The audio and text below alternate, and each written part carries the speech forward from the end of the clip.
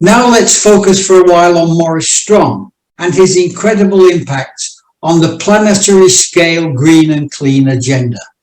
And let's get straight down to business with a short video from Achim Steiner, UN Under-Secretary General, with a very similar statement to the one that he made to the opening plenary of the Paris Climate COP, just 3 days after Maurice's death in 2015, remembering a man he called one of the world's greats.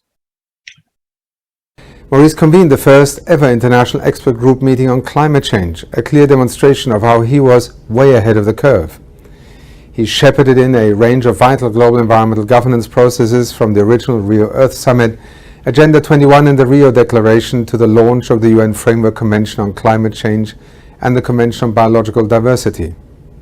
Crucially, Maurice ensured the full participation of developing countries in these processes that included listening closely to those who were feeling marginalized, as well as indigenous people and those who were the poor in the world.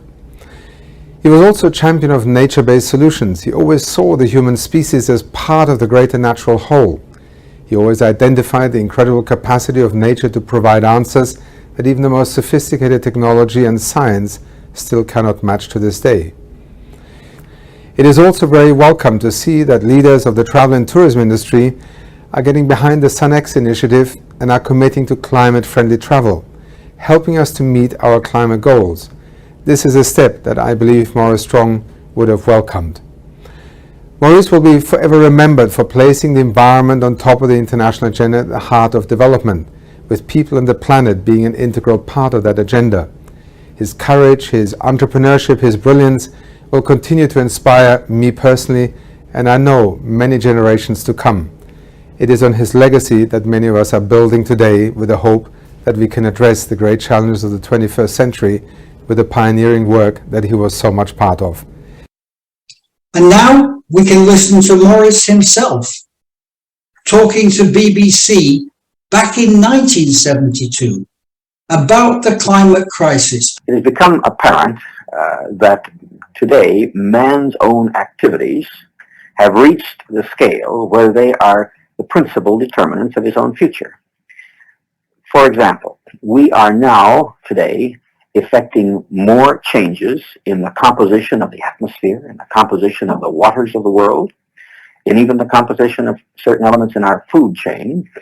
We're making more of these changes in one generation that have been made in millions of years of human evolution. We don't know exactly what will be the ultimate impact of these changes, but we do know that many of them are irreversible, and many of them could be decisive in their effects on man's future. This question is not a matter of one man or one group of people's predictions. It's a matter of the fact that an increasing number of very serious-minded scientists have produced evidence from a whole series of events, many of them the well-known pollution or environmental problems that have come to our attention, that the natural world in which man lives and on which he depends is indeed deteriorating, is being destroyed in many instances at a rate that is accelerating, and that can only continue to accelerate unless we begin to control the activities that are having this destructive impact. I believe that the nations of the world themselves are impressed with the evidence that we have amassed that suggests that we must adopt a much more cooperative attitude towards our dealing with this problem, that Stockholm must usher in a new era of international cooperation. And I believe the governments will go to Stockholm with an overriding sense of the importance of achieving consensus on at least a large percentage of these proposals. And I'm sure you will agree that this shows the incredible vision of the man in singling out climate change as the global challenge half a century before it was a popular issue. And we'll hear a little bit more on this from Felix Dodds, another one of Strong's disciples. Felix is a co-founder of SunX and a co-author with Strong of Only One Earth. I always thought that Morris was a unique individual, someone who cared deeply about the people, and particularly those who were more vulnerable than others. But in his life, he gained such a unique perspective. He had worked as an oil and businessman in Canada, the United States, and Kenya. He helped establish many non-government organizations and sat on the boards of many other NGOs. He'd interned at the UN as a 17-year-old in the PASS office and helped UN security. He came back at 32 as the UN Under-Secretary General for the first UN conference on the environment held in Stockholm in 1972. Morris was ahead of his time in so many areas, climate change being one of the most obvious and relevant to today's conference. An outcome from the 1972 conference was the establishment of the United Nations Environment Programme, of which he would become the first executive director. In 1990, he was asked by the Secretary General of the UN to be the head of the Rio Earth Summit, which would happen 20 years after the Stockholm conference. In his career, he would eventually be appointed by different Secretary Generals 7 times to the post of Under-Secretary General. I wanted to focus on one of his greatest achievements, and that was the shepherding of the 1992 Rio Earth Summit. The core text, Agenda 21, a 40-chapter blueprint for how to approach the 21st century. It covered social, economic, and environmental sections, as well as, for the first time, recognizing 9 stakeholders in society. This included industry and non-government organizations, but it also gave a unique space for young people, for indigenous peoples, and for women. The idea of stakeholder has had a huge impact as a concept, whether it's in the international negotiating processes, or it's at the national level, or at the local, or at the community level. The idea of stakeholders can be traced back to Agenda 21 and to Morris Strong. The second main outcome was meant to be an Earth Charter, but that didn't happen. But still a very important document was negotiated, the Rio Declaration. 27 principles, such as the polluter pays principle, the principle of prior informed consent, the right to development, common but differentiated responsibility, have found their way into international treaties and also into national law. So played a really important role in the last 30 years or 20 years.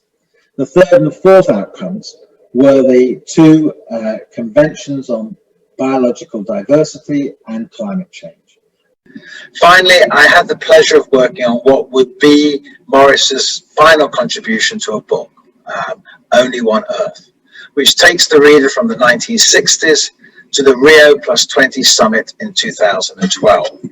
Underlying this book and the work of Morris and his unique network of stakeholders is the recognition that thinking globally and acting locally isn't enough.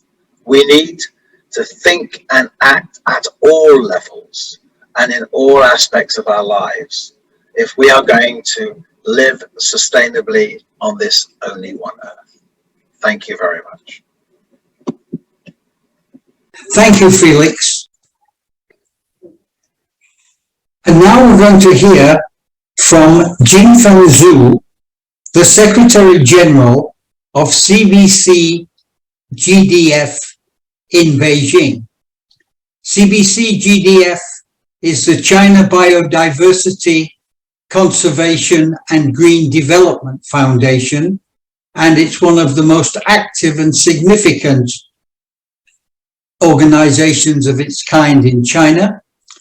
China is a place where Morris Strong spent much of the latter years of his life, and he firmly believed that China would be a key to dealing with the climate crisis and to taking a global leadership role in this respect. Jinfeng. We are here to celebrate, to remember, to learn, to continue our journey started by Maurice Strong and for a better world, for a sustainable future. In 19th of last century, Maurice came to me firstly for Global Compact. He is promoting Global Compact to China. And at that time, some Chinese thought Global Compact is rich countries club. But Maurice told me Global Compact is all countries club. All enterprises must follow certain new regulations, new guidance to do their business. That is for the sustainable world. We must do that way. Starting that time, we work very closely, and I learn a lot. We learn a lot from him. Not only Stockholm, Real Earth Summit, we must continue his journey. And the UNEP was started by Maurice Strong 50 years ago. And this year, in China, we are organizing some small workshops to remember him, to learn, to study what we should do for further. And thanks to Jeffrey, we have now SunX Strong Universal Network. This is a great initiative. Our foundation from China, work very closely with SunX. We want to promote sustainable, we want to promote the shared future for all human beings, for all lives in the planet. And the Green Groups set it up by Maurice, Jeffrey, Felix, and we will continue to work on this. Biodiversity is also a very important part started by Maurice in 19th of last century. Of course, we all know the result is not good enough. None of the recent tasks are accomplished by us. We need a more profound, more ambitious goal to accomplish, because there is no time for us. We need speed up. Dear Maurice, we are here to follow your guidance, and we are here to achieve what you wish about a sustainable world. Thank you. Thank you so much, Jinfeng. It's always a pleasure to listen to you, and an even greater pleasure to work with you. And I look forward to a lot more collaboration going forward. Thank you again. And next, a word from three colleagues. First, Professor Arthur Dahl, on behalf of ECPD, the European Centre for Peace and Development, who are giving a copy of their legacy book, Remembering Maurice F. Strong, electronically to all of you. Then Miriam Villela, Executive Director of the Earth Charter Institute in Costa Rica, established by Maurice Strong, who will provide an electronic copy of the Earth Charter. I would urge you to really carefully study the Earth Charter. It contains so much which is relevant to today's world. And finally, in this segment, Jocelyn Favre-Boulle from our partner Les Roches Hospitality College in Switzerland. I first saw Maurice Strong in action at the United Nations Conference on the Human Environment in Stockholm, Sweden, in 1972, which Maurice organized and was its Secretary General. It launched the international environment movement. Later, when I was Deputy Director of Oceans and Coastal Areas at UNEP, Maurice asked for my secondment to his Secretariat for the 1992 United Nations Conference on Environment and Development to help draft Agenda 21, the action plan from the Rio Earth Summit, and in particular, its chapter on oceans, coasts, and small islands. I last saw Maurice at the Rio +20 conference in 2012. ECPD has published a wonderful book, Remembering Maurice Strong, full of recollections from many of those who worked with him. And we are providing all of you with electronic copies so that you too can be inspired by Maurice's example and perhaps follow in his footsteps to make the world a more just and sustainable place for everyone.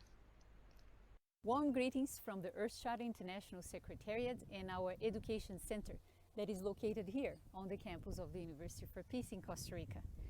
I'm very happy to join this event today, the Strong Earth Youth Summit. I trust the Strong Earthshatter Awards will spark imagination and creativity of many, as well as significant future collaboration. Mr. Strong was someone who really understood the importance to work collaboratively across generations, across cultures and areas of knowledge, and who clearly visualized that collaboration requires the capacity to respect and care for others, and also the ability to communicate well. He had that kind of exceptional leadership that was able to engage people from around the world to join efforts and collaborate for a global social betterment. He had the art of articulating shared vision and global collaboration. I would say a real model of a 21st century leader. I can say this because I had the opportunity to follow his footsteps from very close in different stages or agendas. First, in the organization of the 92 Earth Summit, then in his efforts to organize what he called the unfinished business of the Earth Summit with the Earthshatter Initiative and the space to empower and articulate the work of various actors of society, civil society, youth, business, through the Earth Council. And then finally in his efforts to revitalize the University for Peace, which was established by the United Nations over 40 years ago. As for the work to move forward with the idea of the Earthshatter, the vision was to craft in one document the values and principles that could guide humanity towards a more just, sustainable and peaceful world. Therefore, in 1994, Mr. Strong joined efforts with Mikhail Gorbachev, and together they launched a process to ensure that the Earthshatter would be drafted through a broad participatory consultation process that would bring together the voices of diverse cultures from all regions or all main regions of the world. And so that's what happened. The Earthshatter was then launched in the year 2000, is actually the result of a worldwide multicultural, multisectoral dialogue and consultation process to identify common shared values that could guide humanity towards a more just, sustainable and peaceful world. However, he and many others involved in this did not want that process to stop there, just as a document, but they envisioned the Earthshatter being used as an ethical reference for decision-making, being used as an ethical compass, and above all, as an educational instrument. Therefore, for the past 20 years, we have been working to implement that vision, especially in engaging, empowering, and educating young people from all around the world to be ethical leaders, committed to sustainability and committed to making this world a better place.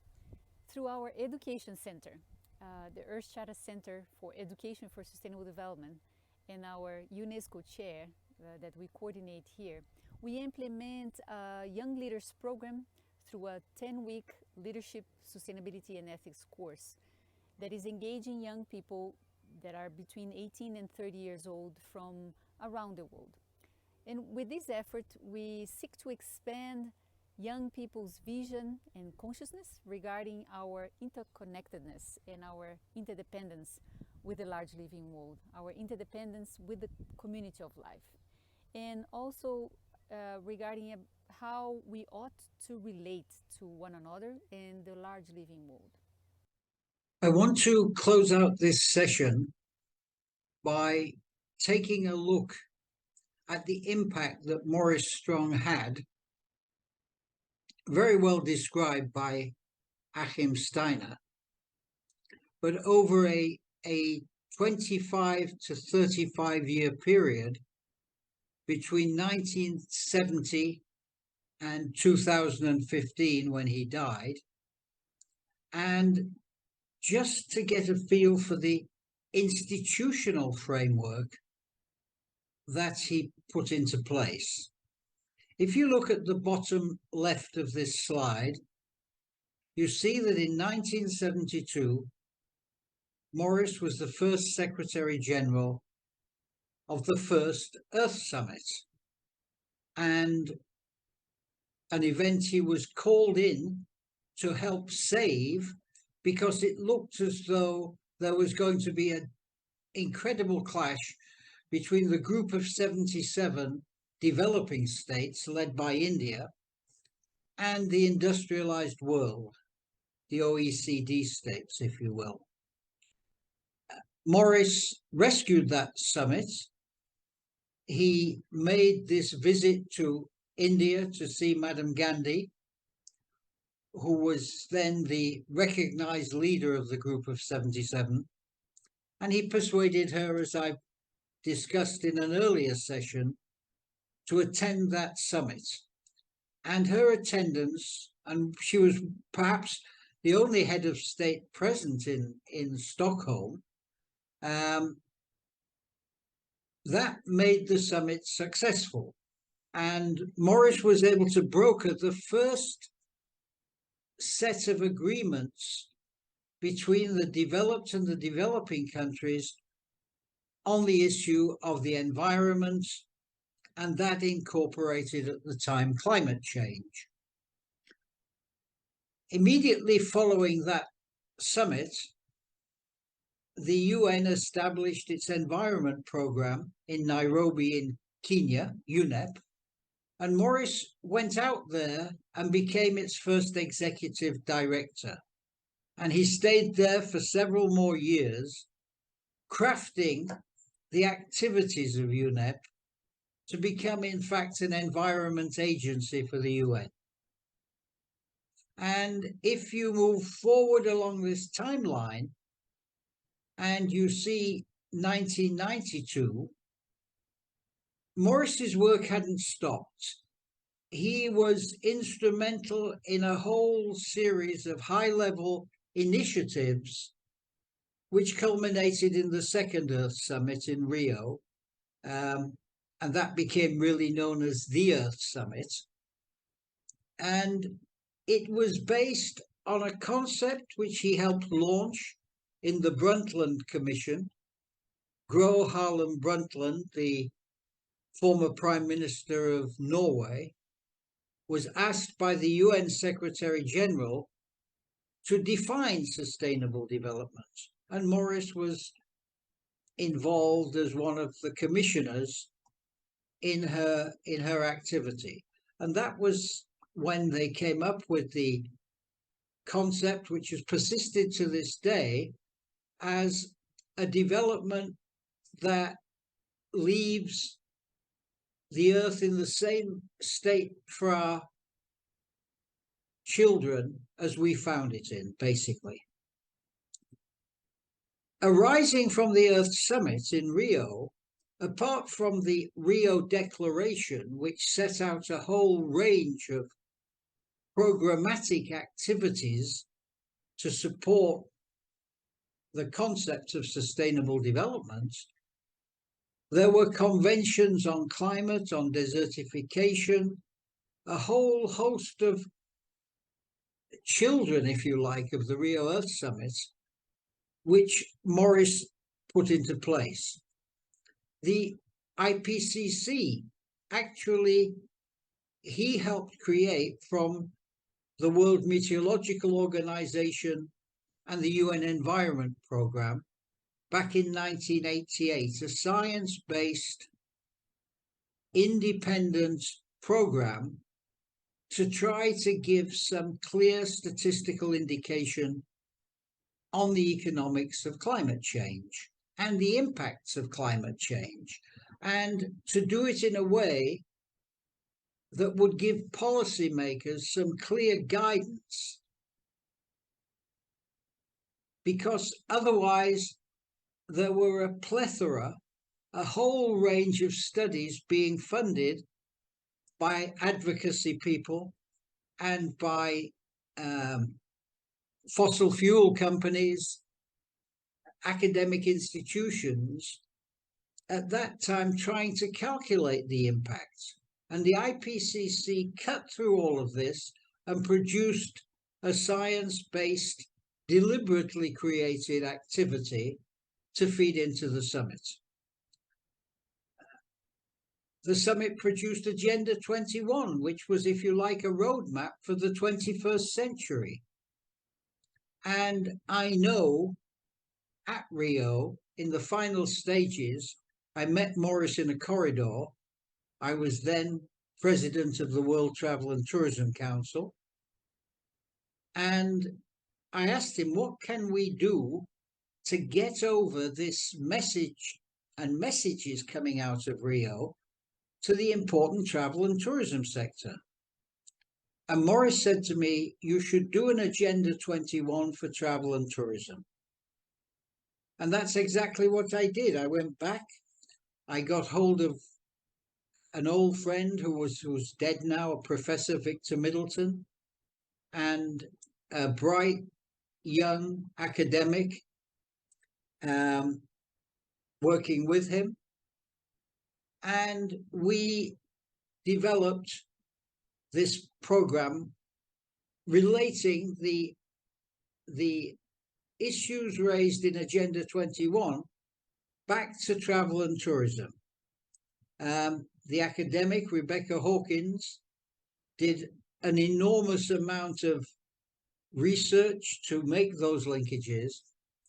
And when we produced the final documents, I think it was around 1993, 94, I then went to the UNWTO and back to Morris at his Earth Council, and I asked him, would you join us in delivering this document and in promoting it around the world? And both UNWTO and the Earth Council agreed to become co-authors of the document.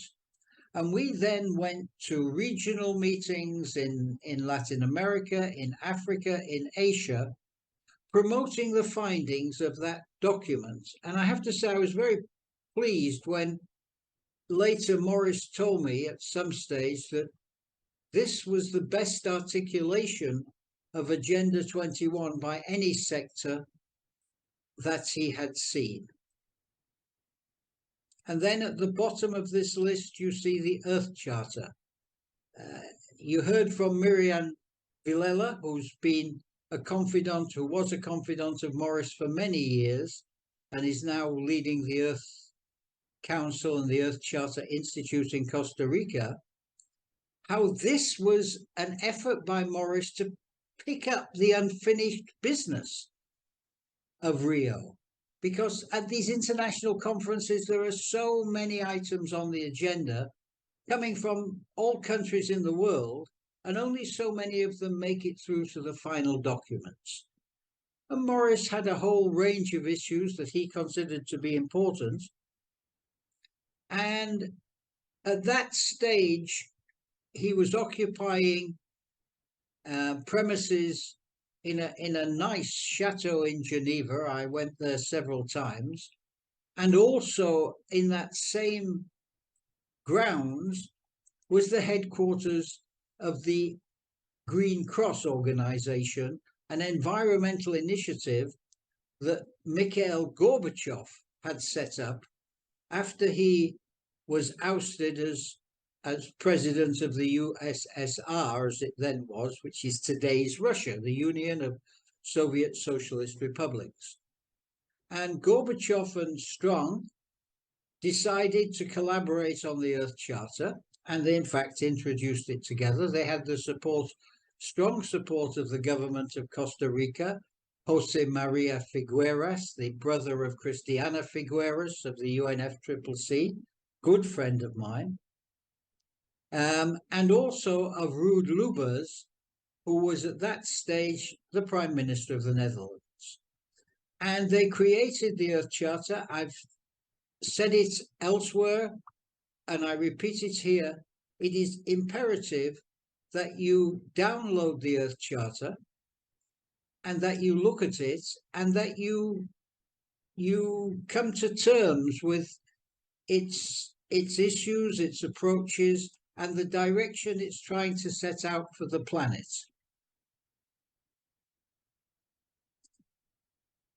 And that took us basically through to 2000, 2005.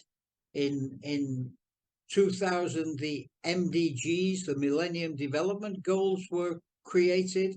The MDGs had many of the outcomes from Rio grafted into them. The issue around the MDGs is that it was a charter for the world's poorest countries. It was focused on reducing or eliminating poverty and making sure that no state was left behind. And the MDGs had a target of 2015. They were developed in a variety of organizations, the World Bank, the United Nations Conference on Trade and Development, UNCTAD, the UNDP, the United Nations Development Programme, UNEP.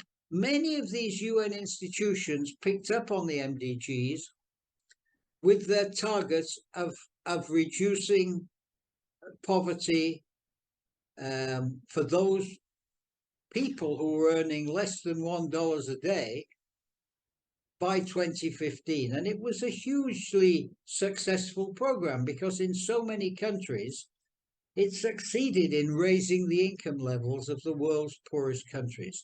And when 2015 came around, when the targets had been realized, the UN system created, and Morris was again, his hand was in this, the SDGs.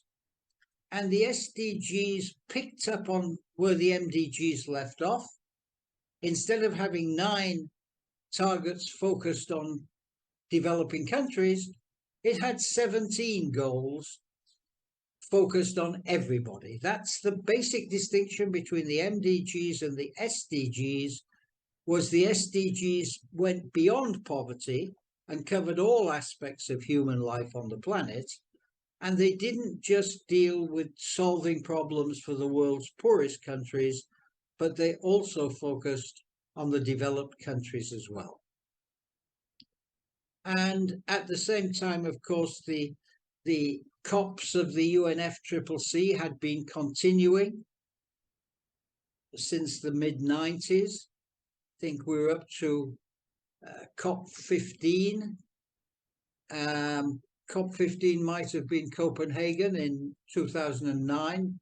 That was deemed to be a failure because the American and the Chinese came very close to reaching an understanding on how to deal with climate change, but failed to do it at the last moment, and the conference more or less collapsed. But the next year at COP16 in Mexico, President Felipe Calderon, with whom I'm working at the moment in Saudi Arabia, who's an incredible human being, picked up the mantle and as Jeffrey Sachs said the other day in Riyadh, put the UNFCCC initiatives back on track. So that by 2015, at I think it was COP21, we concluded with the Paris Climate Agreement. Now, the Paris Climate Agreement, it's an interesting element of it, was that it didn't talk about 1.5. Its goal was no more than 2 degrees and ideally 1.5. But in the nature of the way that each COP tries to improve on the previous commitments, by about 2017, the 2 degrees, which was clearly going to be surpassed, the 2 degrees gave way to 1.5. And certainly at Sunex Malta, we are using Paris 1.5 as the element and not an ideally to achieve 1.5. And if you look forward to 2030, the first red dot here, that's when the SDGs are supposed to finalize and achieve their targets. And that's why we are talking about a sustainability plan in SunX Malta. Our vision is that companies who join the registry will eventually file a climate action plan and a sustainability action plan. The sustainability action plan is geared to 2030, and the climate action plan, with way stations in 2030, 2040, is geared to 2050. And that's actually the second red dot you see on this slide, which somehow I screwed up in transforming. So there you have it. This was a man who for 30 or 40 years was behind almost every environmental initiative on the planet, who was directly involved in building the biggest of the initiatives, and who I'm proud to say became my friend for 25 years. And we worked together, we traveled around the world together, we appeared on conference platforms together. I was involved in his company in China. I looked after the tourism component of it. And we became firm friends. And I wanted to give you a vision of Maurice Strong. That's why we created SunX, to continue this vision. And Malta has been a wonderful home to SunX. Leslie Vella, who's chairman of SunX and who's the deputy head of the Malta Tourism Administration, was the prime architect in helping make this happen, and is actively involved in helping us to bring this vision of Strong's into Malta's 2030 strategy, which we will be looking at in more detail in future lessons. And actually within that strategy, there are 2 or 3 clauses which specifically refer to climate-friendly travel. And these will be the clauses that we use as we go out over the next years to build this concept into other countries, and where you, as graduates, will have the opportunity to become the central point in those countries, helping us to engage with all of the local stakeholders and to craft a concept for those countries and the cities and the communities within them and the travel sector, which will be unique to each country. But they'll have a common denominator of they will all be aiming for Paris 1.5 and the relevant SDGs. So I want to end there. I think we can have a discussion now on Maurice Strong, the man, what he put in place, his vision, and how you can pick this up and take it back into your home communities when you've completed this course.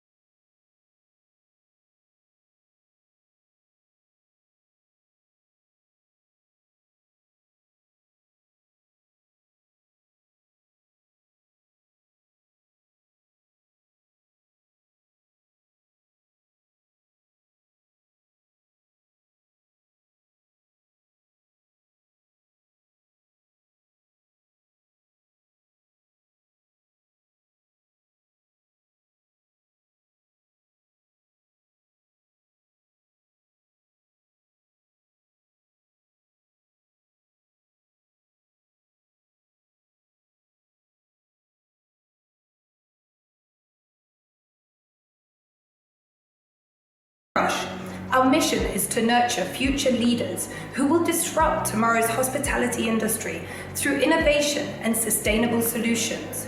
We encourage not only our students, but our entire community to think outside the box and to be fearless when it comes to making change for good. It is my pleasure to announce that together with SunX, Les Roches will be sponsoring 10 awards